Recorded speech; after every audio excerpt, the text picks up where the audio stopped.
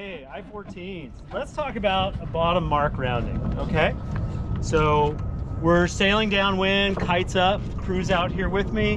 We're coming into a bottom mark. In this case, we're gonna do a right-hand turn. And so I've got the main sheet in my hand, the helm, of course, and the jib's locked off, and the crew has the kite. If you got time, right, you always want to set the boat up to go upwind beforehand. So if you got time as you're coming into that bottom mark, now's the time to get the bang back on. Now's the time to get the Cunningham back on, and then talk to the crew on, you know, hey, when you're going to do the doubts. So you're coming into that bottom mark. Now again, the crew's going to have to jump in and get that kite down, and that's a bit of an effort.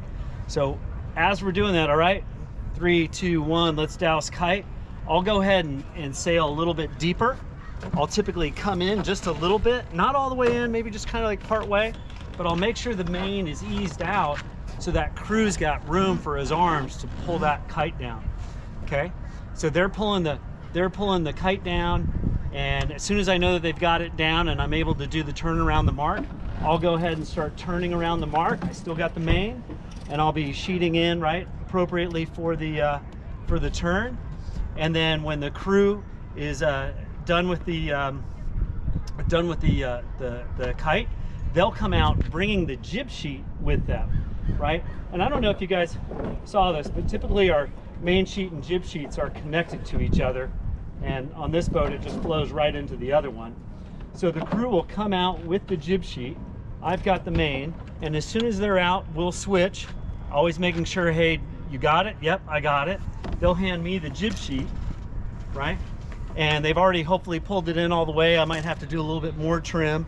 We're starting to sail upwind now, and now's the point where I'll put some foil control on, and typically we'll start trapping lower, right? Getting into an upwind position. The crew's pulling on the main, and then we start sailing together upwind. And I want to make sure it's really clear to everybody that I'm driving the boat with the helm, but the crew is really driving the boat with the main. And so it's constant conversation back and forth. If there's a little puff, he's gonna ease the main. If it's a big puff, I'll even ease the jib a little bit, right? If there's a lull, right, we may trap up, we may come in partially, we may come in a lot, right? And then of course trim the sails accordingly and driving the boat accordingly to keep the boat powered up.